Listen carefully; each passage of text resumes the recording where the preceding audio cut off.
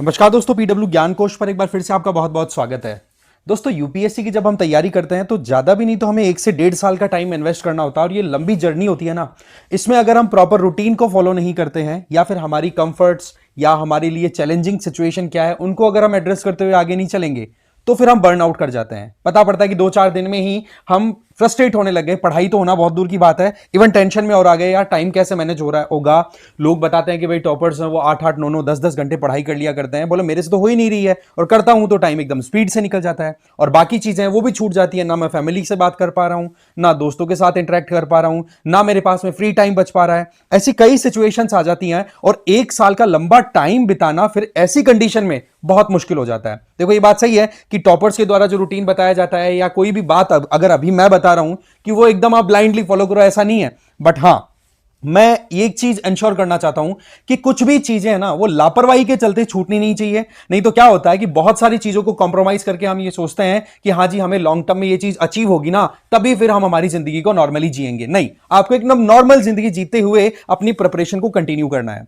तो सबसे पहले तो मैं आशा करता हूं कि आप लोगों ने अपना 2025 का फॉर्म है ना वो फिल कर दिया होगा। नहीं किया तो अभी भी देरी मत कीजिए, कर दो, ठीक है। और देखो, सीधी बात है, किसी भी रूटीन को कॉपी पेस्ट करने की बजाय आप हो सकता है कि आप अपने हिसाब से उसको अडेप्ट करें, अपने हिसाब से उसको सेटल करें, ठीक है। नहीं तो फिर वही बात है, बर्नआउट हो जाएंगे, ठीक है। हाँ, ये हमें इंश्योर कर लेना है कि जो लोग जिस तरीके से तैयारी करना चाहते हैं उसमें हमारी स्ट्रेटेजी, हमारे पास में जो रिसोर्सेज हैं, हमारा जो डेली, वीकली या मंथली जो टारगेट्स हमने सेट कर रखे हैं, उन टारगेट्स के लिए या तो हमारा वे आउट है, क्या हम वहां पर पहुंच पाएंगे कि नहीं पहुंच पाएंगे, वो आपका कैलकुलेशन आपके पास होना चाहिए। दैट मीन्स पाथ आपका क्लियरली डिफाइंड होना चाहिए कि मैं मेरे टारगेट पर कब और कैसे पहुंचने वाला हूं, ठीक है। तो ये इंश्योर करने के लिए देखो हमें 2-3 चीजों पर तो पहले ध्यान देना होगा। नंबर 1, आप लोगों को हेल्थ को बिल्कुल भी कॉम्प्रोमाइज नहीं करना है, चाहे फिर वो मेंटल हेल्थ हो और फिजिकल हेल्थ हो। दैट मीन्स रूटीनली आप आधा पौन घंटा एक्सरसाइज भी करेंगे, साथ ही साथ आप अपने घर वालों से बातचीत भी करते रहेंगे, ठीक है। जिससे कि आपको थोड़ा सा कभी स्ट्रेस की सिचुएशन बने, मान लो कोई मॉक लगाया, अच्छा परफॉर्मेंस नहीं आई तो आप टेंशन में आ जाएंगे, तो घर वालों से बात करोगे तो घर वाले 2 मिनट में आपको काम डाउन कर देंगे,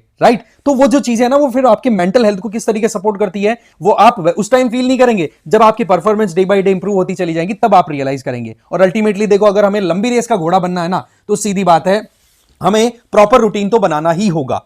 अब देखो, बात ऐसी है कि आप जल्दी उठ के पढ़ने वाले हो या लेट नाइट पढ़ने वाले हो, वो आपकी चॉइस है कि रात को 2 बजे तक पढ़ रहे हो फिर बाद में उठते हैं सुबह आराम से, या फिर ये हो सकता है कि आप सुबह जल्दी उठ रहे हो 4 बजे और फिर उसके बाद में पढ़ाई कर रहे हो। देखो, ये आपके ऊपर है। बट एक चीज हमें इंश्योर करनी है कि हमारी जो नींद है ना, हमारी जो स्लीप टाइम है, वो कभी भी किसी भी केस के अंदर 7 से 8 घंटे से कम नहीं होना चाहिए। कोशिश तो करो 8 ही आप एवरेज घंटे ले लो। और पढ़ाई के लिए भी मैं आपको एकदम बढ़िया रूटीन बताने वाला हूं जिसमें आप 8 से 9 घंटे तो डेली के निकाल पाएंगे।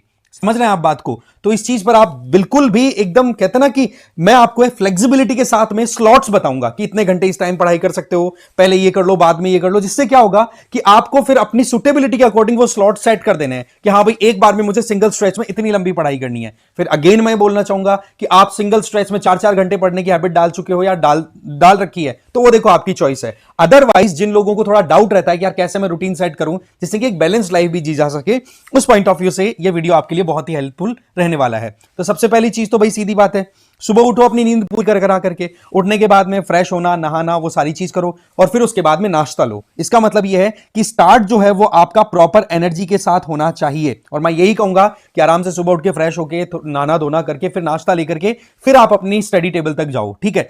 और बाकी फिर भी अगेन मैं वही बोलूंगा, आपकी चॉइस, आप जो करना चाहिए। बट ये करने से क्या होगा कि आप एक तो नहा धो लोगे तो जो रात की जो थकान है ना वो बची हुई वो भी निकल जाएगी नहाने से, और नाश्ता लोगे तो हल्की सी एनर्जी आपके पास में रहेगी।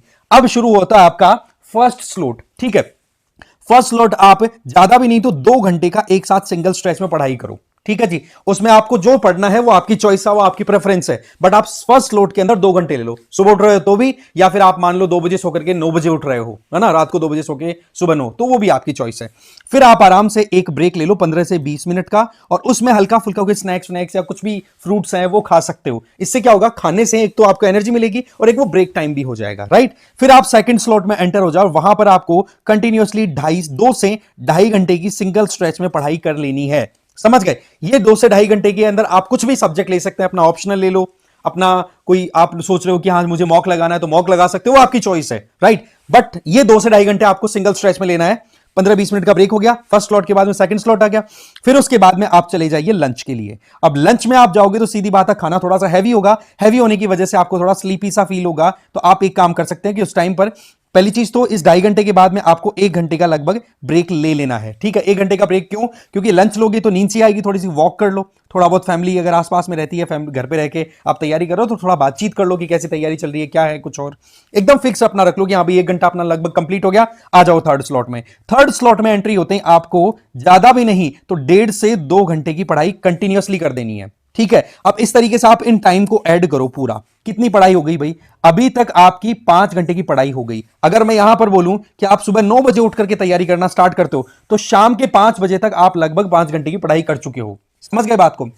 अब क्या करना है, ये जो 1.5 से तीसरा स्लॉट आपका कंप्लीट हुआ, आप अगेन फिर 30 से 45 मिनट या एक घंटे तक का ब्रेक लो। इस 1 घंटे के ब्रेक में क्या करना है आपको, हल्का फुल्का, देखो थोड़ा बहुत हल्का फुल्का snacks energy point of view से खा लो और एक्सरसाइज करो। सुबह भी कर सकते हैं आप उठ करके एक्सरसाइज, और शाम के टाइम पे। शाम के लिए इसलिए बोल रहा हूं क्योंकि बॉडी है ना थोड़ी सी शाम को आते आते थकान सी महसूस करने लग जाती है, तो उसको री एनर्जाइज करने के लिए हल्की फुल्की आप एक्सरसाइज कर सकते हैं। जिम में जाओ, जिम में जाओ, घर पे एक्सरसाइज करो, वो कर लो, जो आपकी सुटेबिलिटी है उसके अकॉर्डिंग। फिर आप आराम से फ्रेश एनफ होकर के हाथ मुंह धो करके वापस बैठने पढ़ने के लिए बैठ जाओ। और अब आ जाता है आपका स्लॉट नंबर 4। यहां पर आपको 1 घंटे की पढ़ाई करनी है। इस 1 घंटे की पढ़ाई का जो टाइम है वो इस तरीके से हो जाएगा, आप जैसे टाइम को देखेंगे कि आपके डिनर से जस्ट पहले का टाइम है ये, लगभग 1 घंटा, ठीक है। इसमें इस 1 घंटे में पढ़ाई करके और फिर आप चले जाएंगे डिनर के लिए, ठीक है। इस 1 घंटे की पढ़ाई के लिए आप चले जाएंगे डिनर में। डिनर में फिर वही खाना खाना, फैमिली के साथ टाइम स्पेंड करना, टीवी देख लिया, थोड़ा मोबाइल सर्व कर लिया, ऐसे ही थोड़ा सा time pass point of view से कि चलो ठीक है कुछ हल्का फुल्का इधर उधर की बातें भी देख लेते हैं, वॉक कर लिया, वो सारी चीजें। लंच के बाद में भी आपको वॉक पे जाने की टेंडेंसी रखनी है और डिनर के बाद में भी वॉक पर जाने की टेंडेंसी रखनी है। वॉक पर जाना मतलब छत पे भी घूम सकते हो, आपके ऊपर आपके आसपास की प्रेमाइसेस क्या अलाउ करती हैं, राइट। फिर उसके बाद में आप डिनर के बाद में आप घूम फिर करके आ गए, ये आपका लगभग एक टाइम, ये टाइम भी ले जाएगा लगभग 1 घंटा। फिर आप आ जाइए 1 घंटा या लगभग 45 मिनट में आप इसको फिनिश करने की कोशिश करना। फिर उसके बाद में आप आ जाओ स्लॉट नंबर 5 में, जहां पर आपको सिंगल स्ट्रेच में 2.5 से 3 घंटे का टाइम स्पेंड करना है। इसमें अब आपको एनर्जी भी मेंटेन रखनी है, तो कुछ खाने पीने के लिए हल्का फुल्का स्नैक्स लेकर के बैठ सकते हो, और साथ ही साथ इस टाइम पर थोड़ा सा रात का टाइम हो जाएगा तो शांति भी हो जाएगी आसपास में, तो ज्यादा कंसंट्रेशन का भी चांस यहां पर बन जाता है। तो इस तरीके से आप यहां पर 2.5 से 3 घंटे और दे दो। अब इन स्लॉट्स को आप ऐड ऑन करो पांचों को, तब आपकी पढ़ाई नहीं करते 8 से 9 घंटे तक इजीली स्ट्रेच कर जाएगी। तो ये एक स्टैंडर्ड फॉर्मेट आप अपने लेवल पे डिसाइड कर सकते हो। हाँ, ह्यूमन बीइंग है, ऊपर नीचे हो सकता है, बट कोशिश करें कि ऊपर ही हो, ठीक है। तो ये तो देखो पूरा प्लान है आपका मंडे टू सैटरडे, समझ गए? मंडे टू सैटरडे का ये एकदम सिंपल आपको रूटीन फॉलो करना है। अब बात आती है संडे की, तो संडे के दिन आपको क्या करना है कि जो लंच तक का टाइम मैंने बताया था ना आपका, वो एज इट इज आप कॉपी पेस्ट कर सकते हो। वो का वो रूटीन जो नॉर्मल चलता है लंच तक आपको वैसे की वैसे कर लेना। मान लो कि संडे को आप मॉक ही लगा रहे हो, संडे को कुछ आप आंसर राइटिंग प्रैक्टिस ही कर रहे हो, कुछ भी कर सकते हो, तो वो आपको लंच तक ले लेना है, राइट, ठीक है। और फिर उसके बाद में संडे को लंच के बाद में बिल्कुल फ्री टाइम आप अपने लिए रखो, जिसमें फैमिली के साथ घूमने फिरने निकल जाओ, दोस्तों से मिल लो,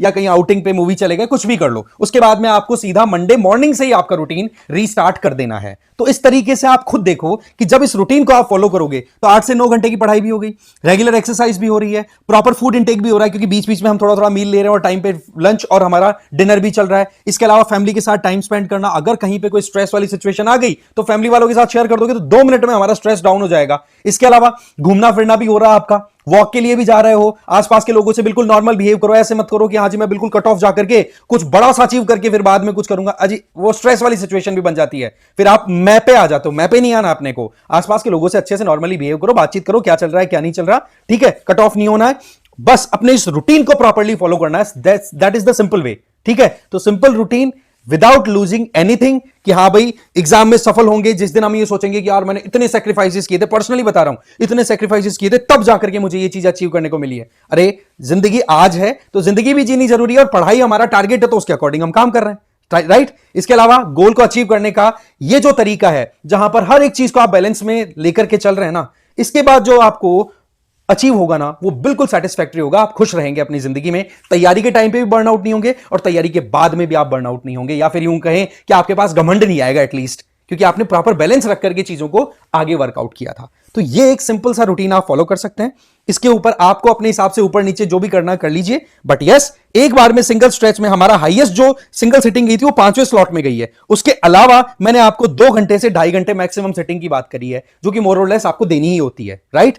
ये आप इसको फॉलो कर सकते हैं, बाकी आपकी चॉइस है, आपको जो ठीक लगे। इसके अलावा आपकी तरफ से कोई सजेशन है रूटीन सेट करने के लिए तो प्लीज कमेंट बॉक्स में बताइए, जिससे कि आपके फेलो जो इंडिविजुअल्स एस्पिरेंट्स हैं वो उससे कुछ सीख सकें, राइट? इसके अलावा मैं बता दूं, PWIs की तरफ से रिपब्लिक डे की उपलक्ष्य पर आप लोगों के लिए जितने भी यूपीएससी कोर्सेज चलाए जा रहे हैं उन पे 80% तक डिस्काउंट ऑफर किया जा रहा है। 31 जनवरी इसकी लास्ट डेट रहेगी और आप मुझे फॉलो कर सकते हैं इस क्यूआर कोड को स्कैन करके टेलीग्राम पर। ओके, तो इस वीडियो में इतना ही था। Thank you very much.